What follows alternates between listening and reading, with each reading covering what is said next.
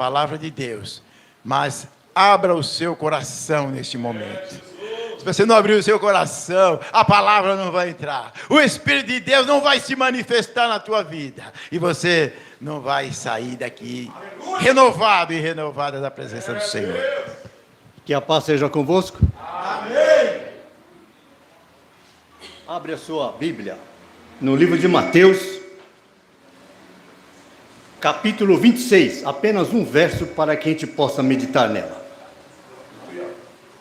Capítulo 26, o verso é o 43, nesta manhã, em nome do Senhor Jesus Cristo. Aleluia, Jesus. Mateus 26, verso 43. Vamos meditar nela.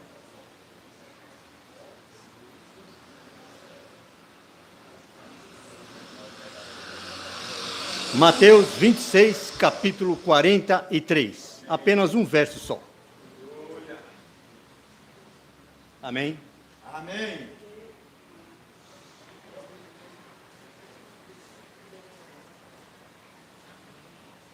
E, voltando-se, achou-os outra vez adormecido, porque os seus olhos estavam carregados. Podeis sentar.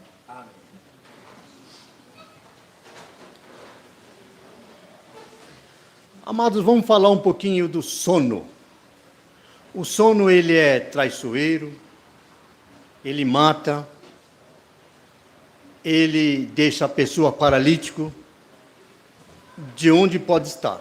Às vezes nós vemos aí, em meios de comunicação, rádio, TV, jornal, que na estrada aconteceu isso, aconteceu aquilo, e dizimou uma família inteira. Pode ser o sono. Drogas, etc. Mas o sono é o principal que tira. Aqui na cidade, se alguém bater porque dormiu, ele pode ficar paralítico.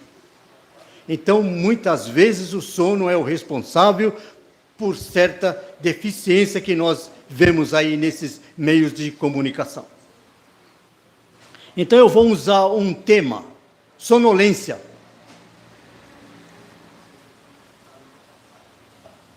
E eu peguei aqui, pedi um papel para o nosso irmão e coloquei aqui. E é um mal, hein? Os males dessa enfermidade amedrontam, não só pelos seus sintomas, porque também é fácil fazer estatísticas alarmantes dos estragos que produz e dos prejuízos que causa nos seres humanos. Então, às vezes, nós pensamos que só é no material que isso agrava. E não é só isso.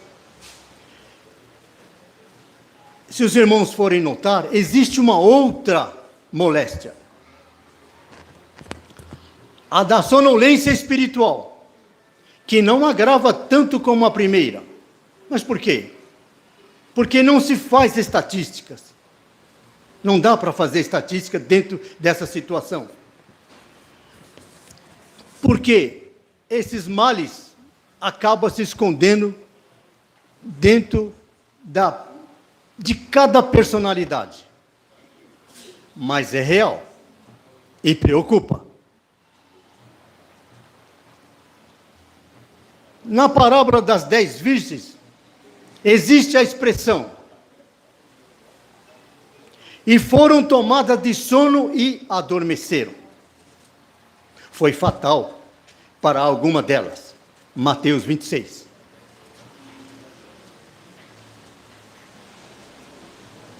Na transfiguração, amados, Pedro e seus companheiros estavam carregados de sono e adormeceu. Lucas, acho que é 9. Então, os irmãos, vejam bem que não é só no material. Existe o espiritual, que talvez possa ser muito mais agravante, embora não exista estatística. O fato é esse. Mas o momento, amados, em que mais a sonolência comprometeu a conduta do discípulo foi aonde? No Getsêmani. O Senhor Jesus Cristo, ele atravessava uma fase dramática da sua agonia. E onde estavam os discípulos? Estavam dormindo.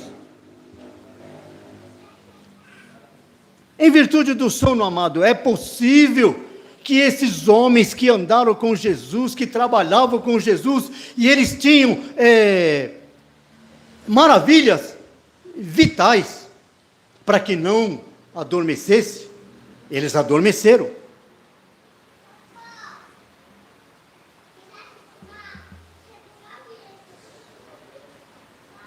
Jesus foi lá 3 vezes e aqueles homens estavam dormindo. Aí então eu fico pensando, mas eram os discípulos, eram homens de fé, homens de capacidade. E você então não é?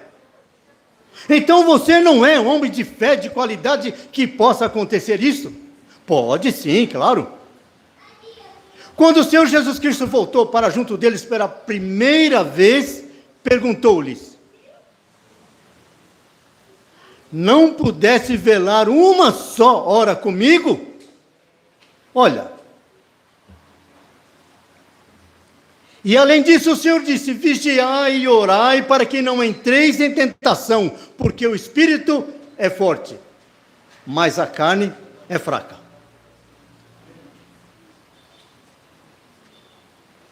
E também porque o mestre chamou a atenção deles. O mestre chamou a atenção dele para que fossem vigilantes, e eles não vigiaram, acabaram dormindo.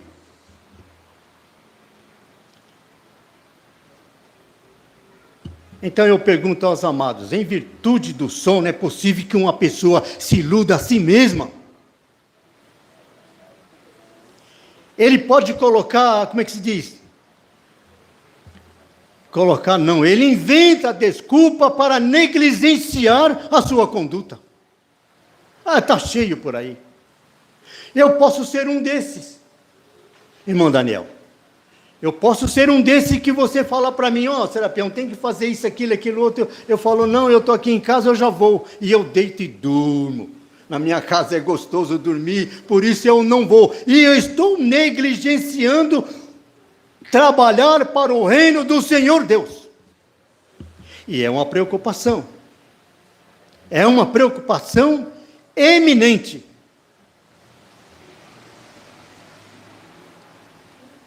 Eu visitei uma igreja que há muito tempo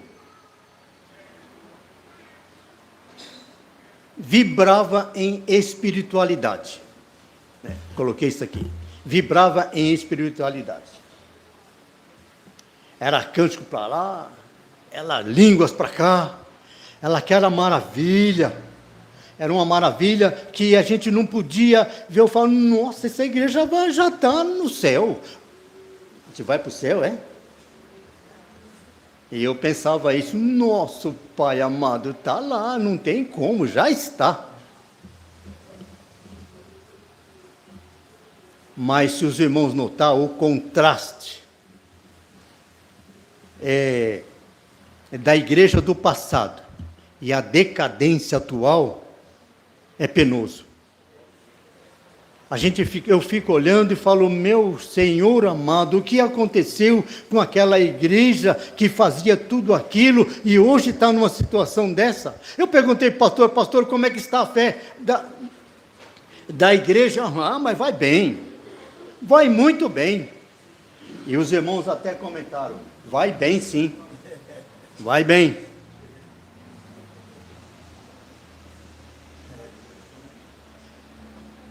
Posso dizer para você, o inimigo não dorme. O inimigo não dorme. Ele trabalha noite e dia para que possa tirar você da sua espiritualidade. Isso é certo.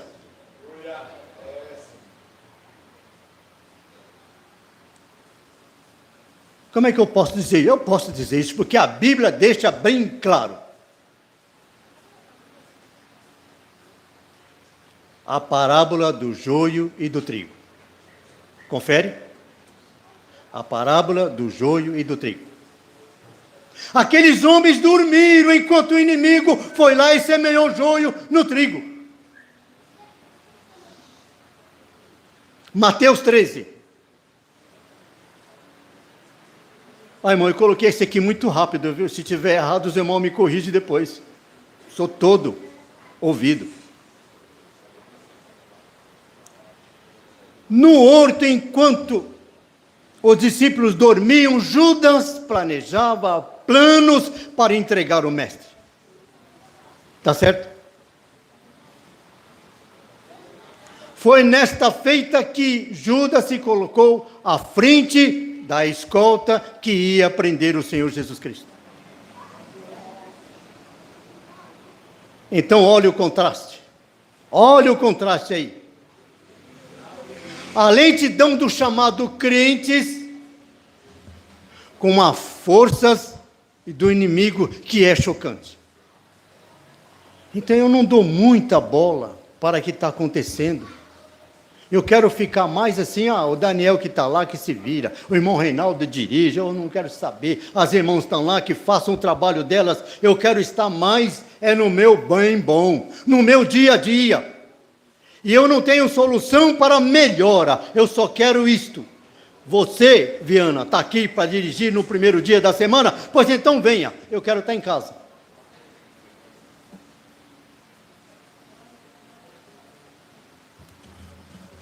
E para ilustrar, eu não vou demorar muito não, e para ilustrar, um historiador aí falou da Batalha de Le Créteil, onde Napoleão Bonaparte, ele depois da guerra, da disputa de Areoli, ele foi fazer uma vistoria no campo. E ele encontrou a sentinela dormindo. Veja bem.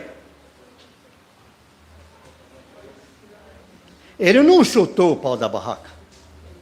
Simplesmente ele tirou o fuzil da sentinela e ficou montando guarda no seu lugar. Olha que maravilha.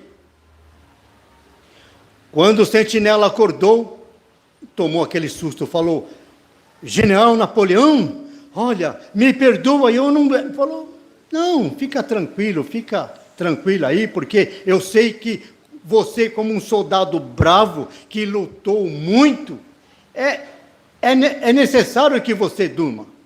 Mas de uma próxima vez, escolha melhor situação oportuna para que isso aconteça. Mas o general era general, o outro era um sentinela. Então, como é que faz? Então, é raro quando alguém encontra um outro com esse tipo de situação, dorminhoco, sonolento, e um general à sua frente. Ele pode anular os efeitos do sono. Ele pode. Assim acontece comigo e com você. O Senhor Jesus Cristo pode anular os efeitos da sonolência para que eu não venha a ter uma situação difícil lá do outro lado.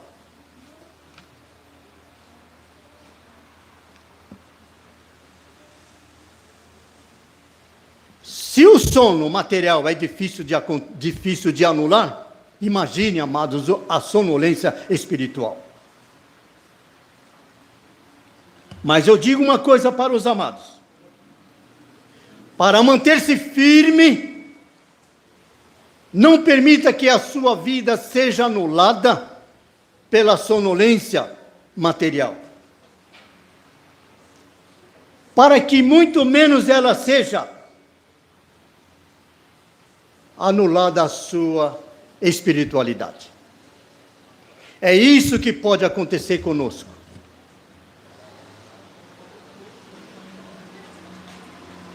Apóstolo Paulo diz, Efésios 5,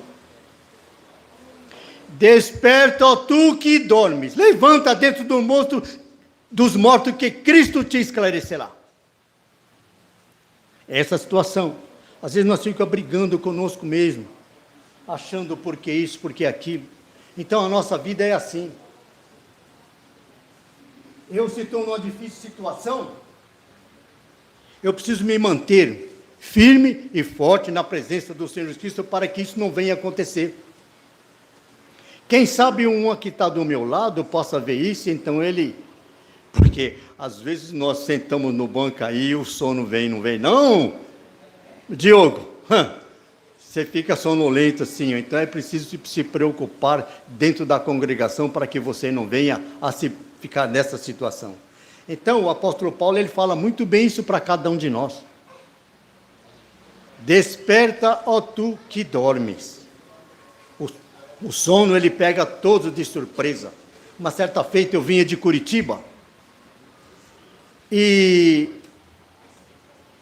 aquela noite foi difícil. A Mel estava comigo, ela é pequena, e uma carreta entrou dentro de um ônibus, e foi uma devassa. Olha, amados, tinha gente,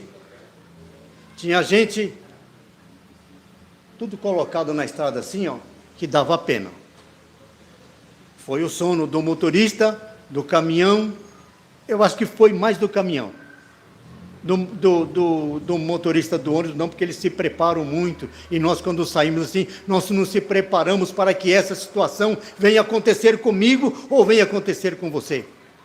Devido ao sono, ele é muito preocupante. Nós que andamos de carro por aí, para lá e para cá, temos que se preocupar sim, porque a gente não admite que o outro dorme. Mas é isso. Por isso o Senhor Jesus Cristo fala para mim e para você: vigiai e orai.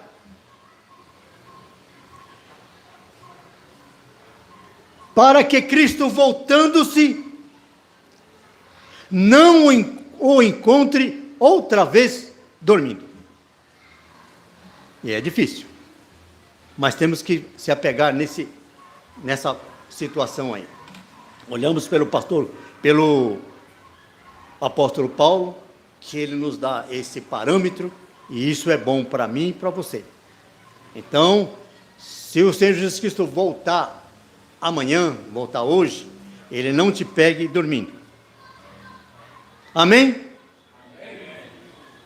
Foi o que eu pude passar para o Senhor Jesus, para nós da igreja. Que aquilo que eu não passei, o Espírito de Deus possa passar a cada um de vós. Por quê? É como diz aqui a palavra, Mateus 26, 43. E voltando, achou-os outra vez adormecido, porque os seus olhos estavam carregados. Essa sonolência preocupa. Amém?